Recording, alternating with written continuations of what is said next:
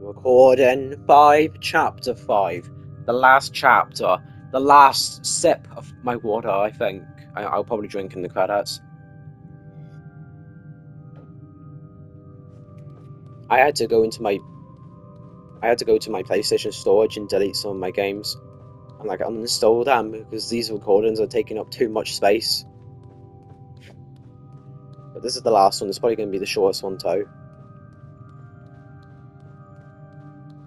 So once again, we're back in the hallway. But now we can keep going. The Thin Man's not blocking our path this time.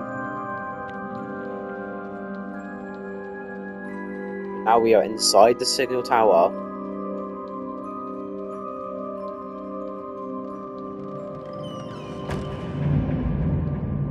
Oh, look at that, there's like the Illuminati above it as well. I just noticed that. Above that door.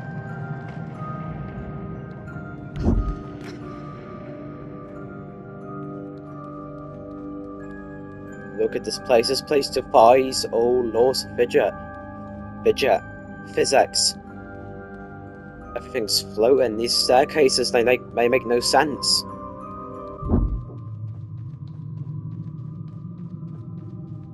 It's kind of like the back rooms.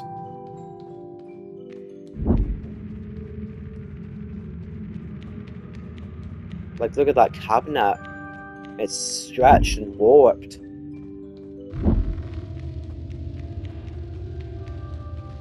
And we have to follow the music. It's Six's music box. The one she was listening to at the very start of the game when we first met her.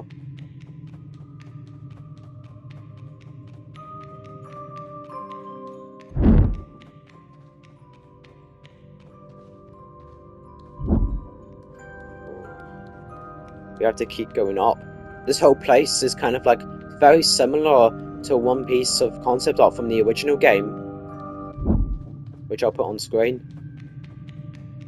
So an environment like this has always been in the plans, at least in the concepts.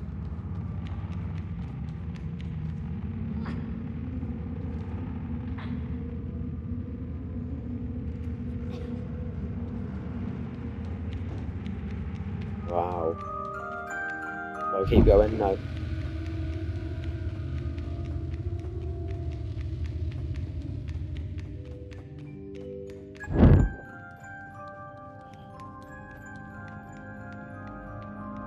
We're almost at the top.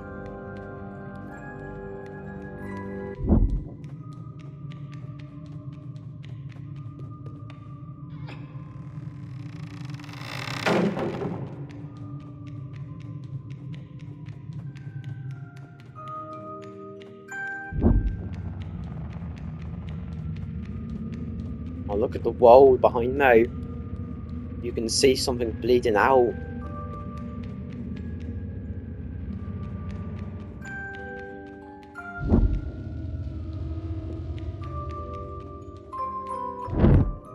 Oh god.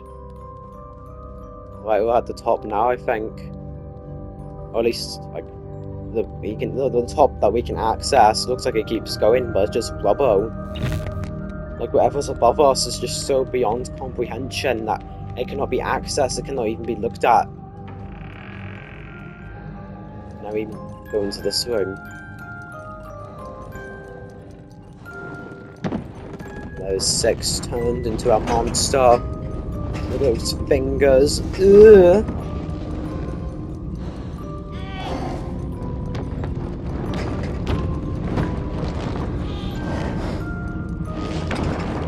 Now right behind her, this suitcase the first game started at. And she was sleeping in here at the very beginning.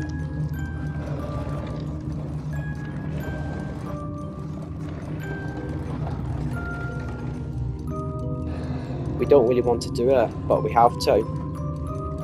Six clearly cares about his music box. It's almost like at this moment she's like reminiscing on times when it was like, you know, semi-peaceful, when she was just alone by herself with her music box, and then we came along and we broke down the door. and then we took on this big, dangerous adventure, and then we left off for dead, and then we got captured multiple times. But there's no choice.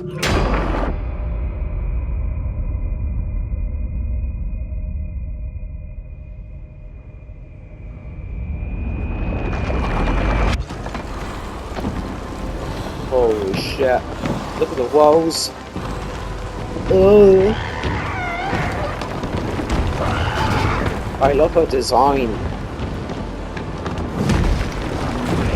It clearly fits in with all the other monsters, but it's even more exaggerated. Like her fingers, her arms.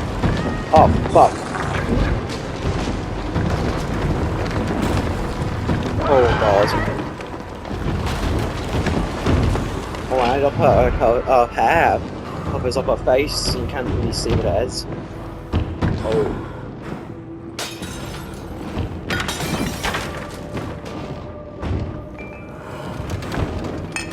It like hangs out the front of her raincoat. Look at her toe. It's all like bent.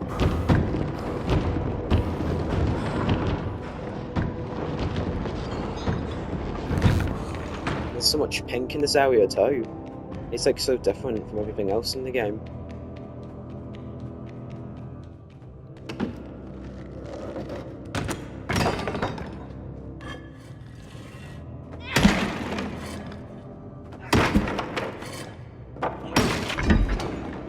Oh yeah, final boss. Final boss. This fight is so cool. So it's not a typical fight, it's more of a puzzle. Ah! We have to use the axe on the music box. We have to distract 6 and then try and destroy it. And every time we land a hit, we end up in this place. Which may be what the signal tower actually is. At least that's what Gamer Beaver said. Yeah, the Gamer Beaver, I remember I mentioned him before. Yeah. But this place we're at right now is what the signal tower actually is. It's just empty. It's just black, a void. But the power the signal tower possesses is able to manipulate you into seeing things that don't exist. Like, this is not real. This is all an illusion. Yuma creates illusions to control people.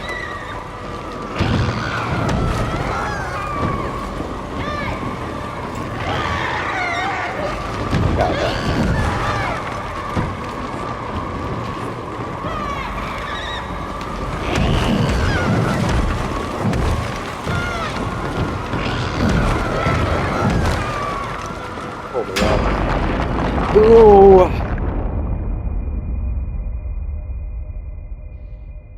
We're back here again.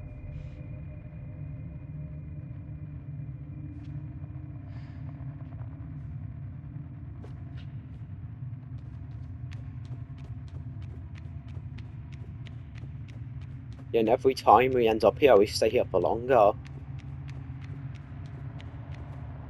Oh yeah, and this as well. I just realised the axe of the door. This is like it's like a representation of how, as I said, when we first met 6 and we got the axe and we broke down the door. Now the axe is over there.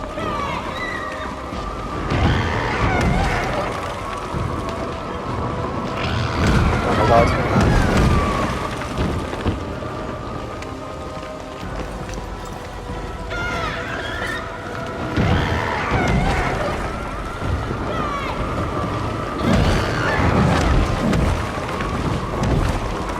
There you go. That's it.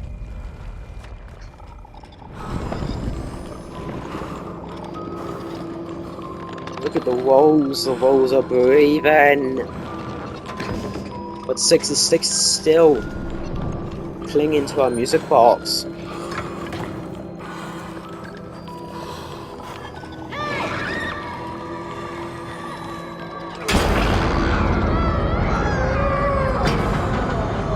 We had to keep waking it though. Now look at the music box. Look at its shape. Does it remind you of something?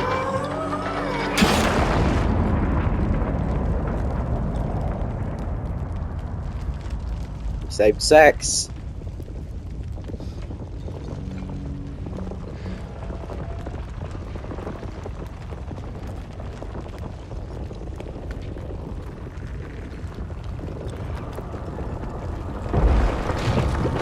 There it is. That's the tower itself. The tower has been alive this entire time. All that foreshadowing from the DLC.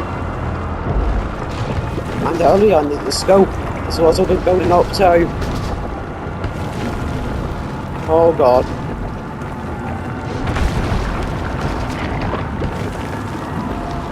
This monster is so incomprehensible. It's so incomprehensibly powerful.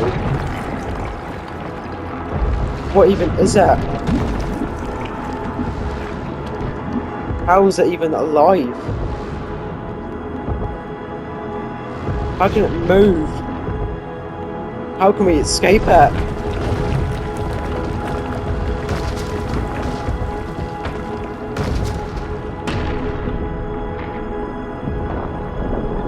There's a gate, a TV. I'm going to jump one last time.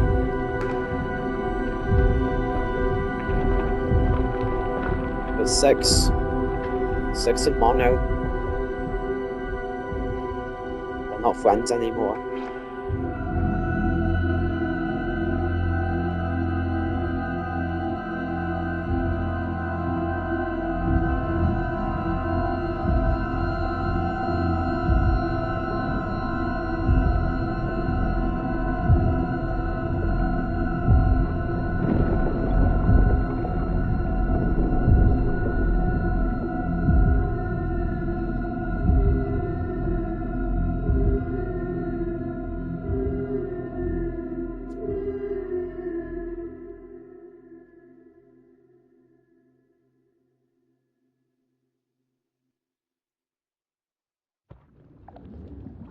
But now we're at the end.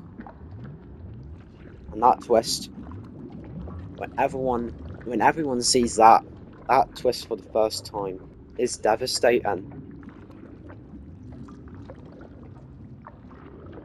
And it's like, you don't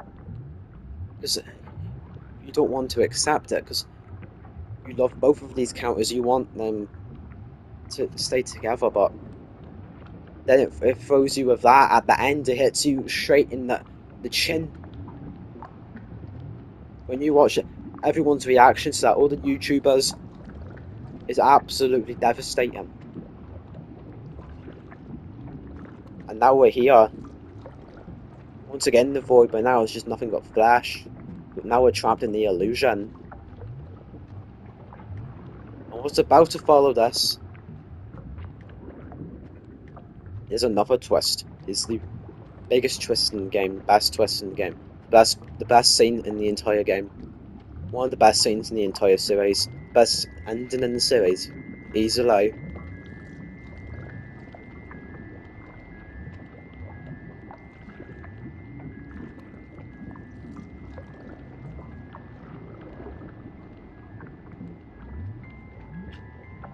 That Mono now sits on his throne of lies.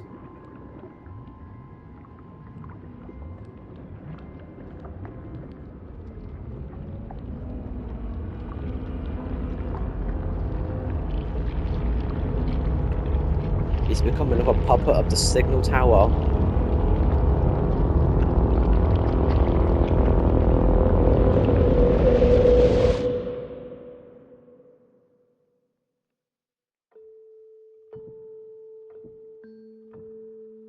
Now we're here.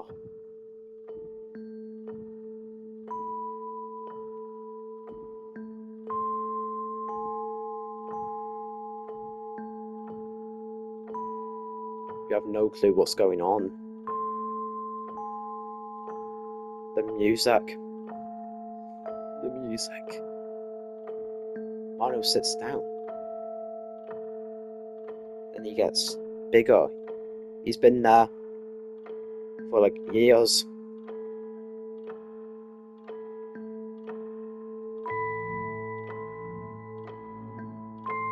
He gets thinner.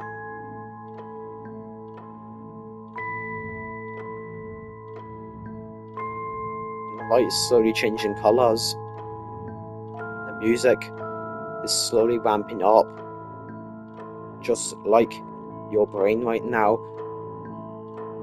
You're sitting there watching the scene for the first time. Wait, no. Is this where this is going? That can't be. He can't be that character. There's no way. What? There's no way.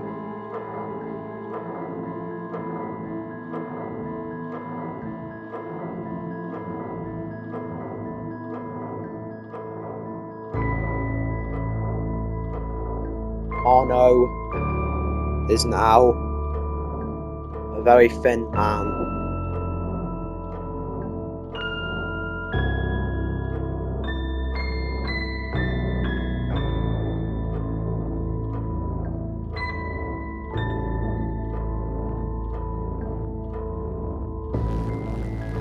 Because of Six's darkness, Mono has been left here for years, and he has grown this hatred. Because of that, the time loop will continue forever.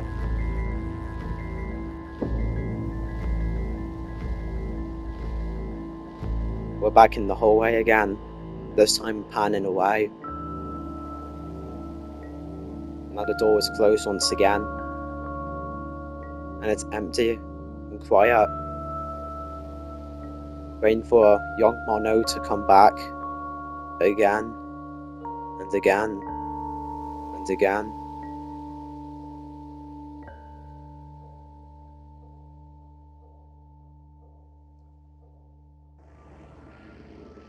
But meanwhile, well, technically before this, because Mono was a grown man right before this scene, so 50 years earlier, as Six escapes from the signal tower, he ends up here. Very similar to the room from the end of the DLC, kind of.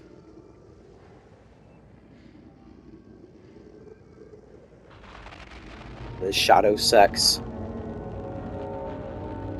Because we collected all the glitchy remains, all those secrets, Shadow Six has now been out at full power.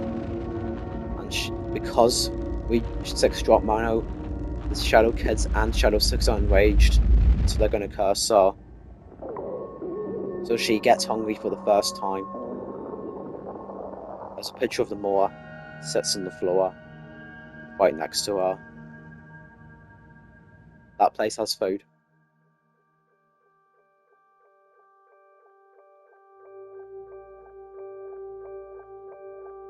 And that's the end.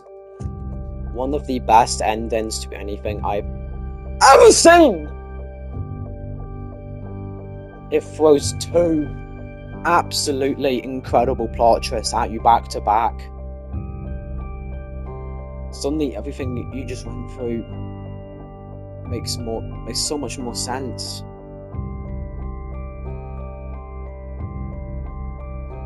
It's all been a loop all along. And this confirms that Mono is Thin Man, Six is the lady. She goes to the moor, kills the lady, and replaces her, and it repeats over and over and over again, and everything becomes more and more distorted every time. The hunter, every time he gets killed, he has to stitch himself back together. That's why he has all that stuff hanging out with him. That's why all the monsters are so distorted, looking ugly.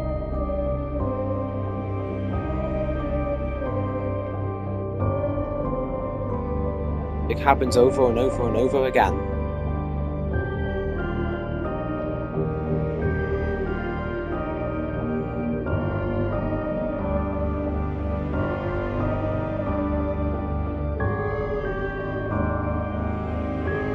One amazing game. I criticize it at some points, but those aren't big criticisms, right? I think if there was no Little Nightmares 1, and this was the only game, I would still love it. I just think I slightly edged the first game more because the more is I think I prefer the more over the Pell City, and the encounters feel more unique and stuff, and the characters are more have more character or personality. But this game is still incredible. It is an incredible story of this boy Six and this girl. Sorry, this boy Mono and this girl Sex as they meet each other for the first time, as their relationship slowly gets better and better, and as it falls apart at the end, which causes this a terrible loop, which will never be stopped.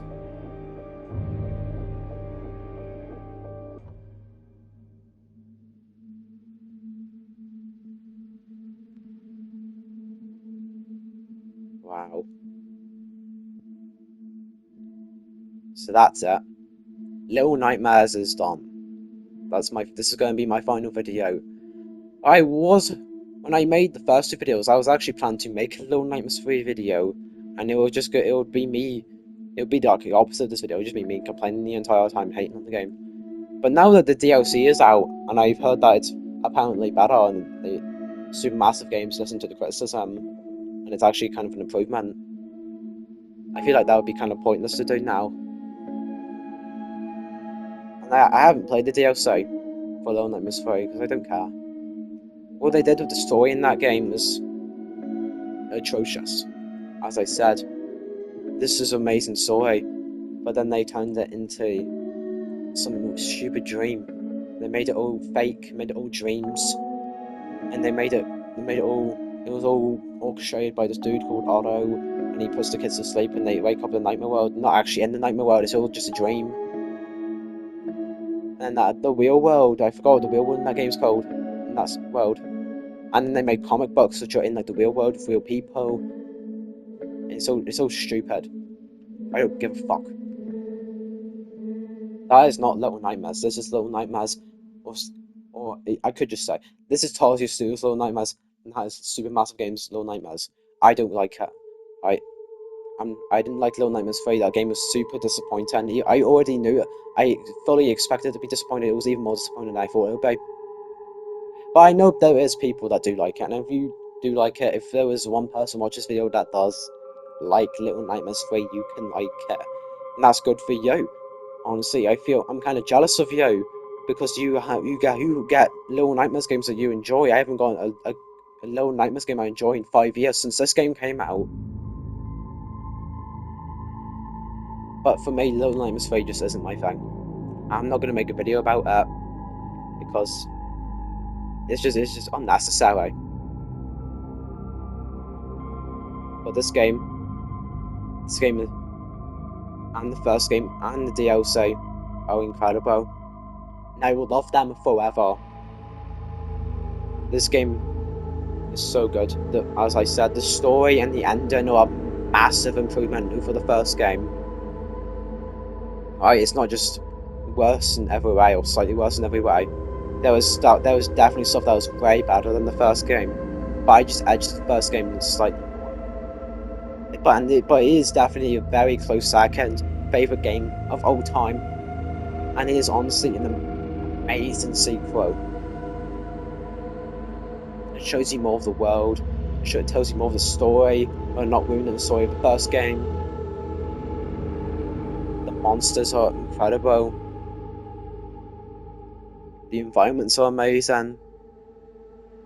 The ending is an absolute classic. I love that ending so much. United Kingdom and Ireland? Whoa!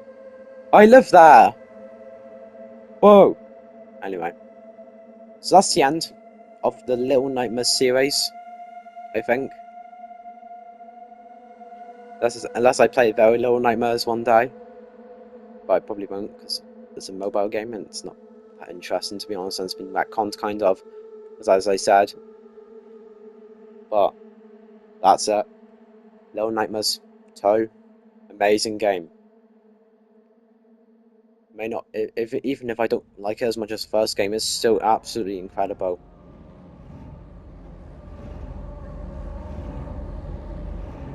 I think I'm gonna go to the end of the credits. I'm gonna speed them up. How do I? Can I speed them up? I think this is sped up.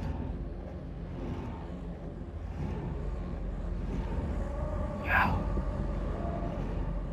There's so much effort went into these games. It's amazing that something so weird, as I said at the end of the first video, something so weird can actually become reality. Like concept art, you know, like concept art. You know, video game concept art in general, it's never as good as the actual thing. But this game, it's not like that. It's like concept art turned into a game. This game has had such a big impact on me. It probably got me into like the horror genre, and made me want to. It made me appreciate art more. It made me want to make things my own, like movies and games myself.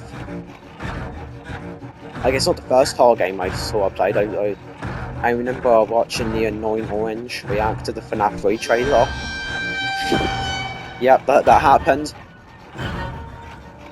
I remember watching Bendy videos, FGTV play Hello Neighbor before that.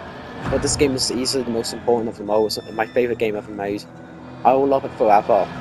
All three of them: Little Nightmares, Secrets of the Moor, and Little Nightmares 2. That is where it ends. Let me just get to the end of the credits.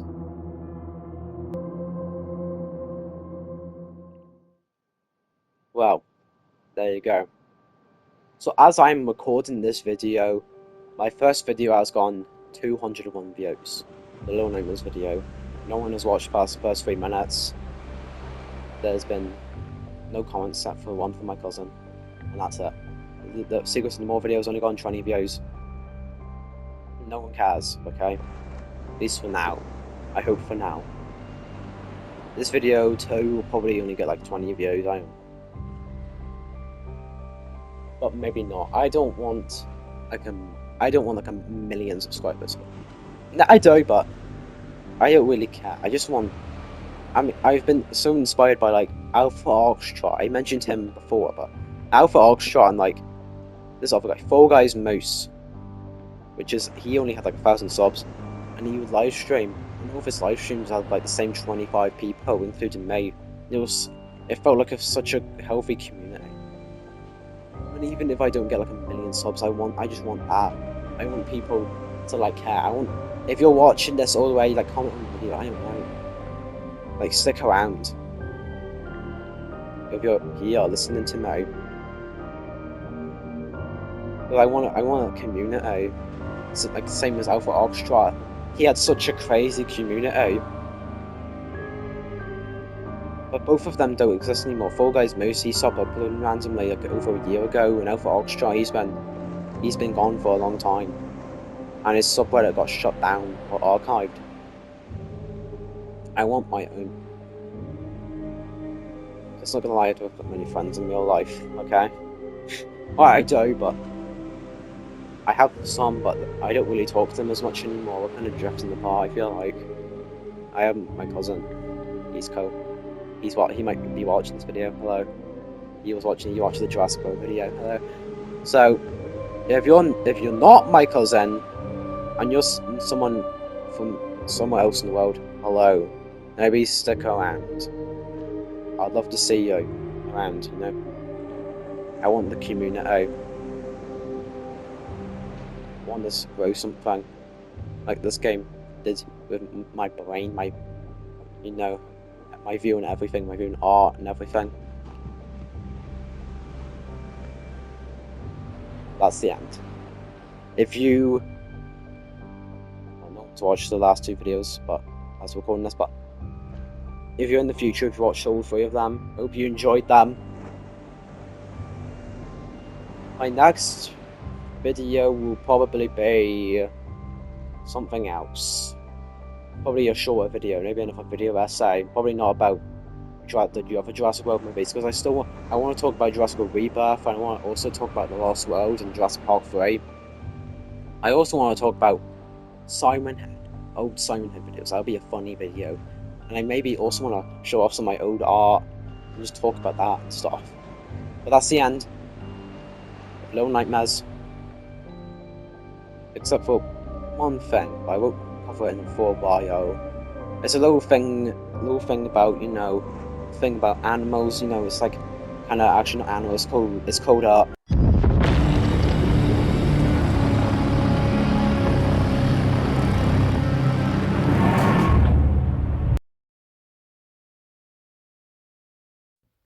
recording Wally here. This is just going to be the second edit in Wally bet because I couldn't think of any more. That one at the end of part 2 is the only one I made. Probably not going to continue that, but that doesn't matter right now. What does matter is that the series is about to end, and there's only one true way to end the series. Little Nightmares 2 WAP. Let's go. Play. It's muted because copyrighted. I forgot how it goes. In the dwindling twilight, time is unwinding, lines are blurred.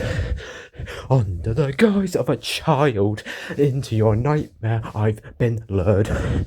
Like a puppet tied and hung up, tightly bound. Your strings have been strung until I dreamed that I've run away from you, and my feet could feel the ground. I'm out of the woods.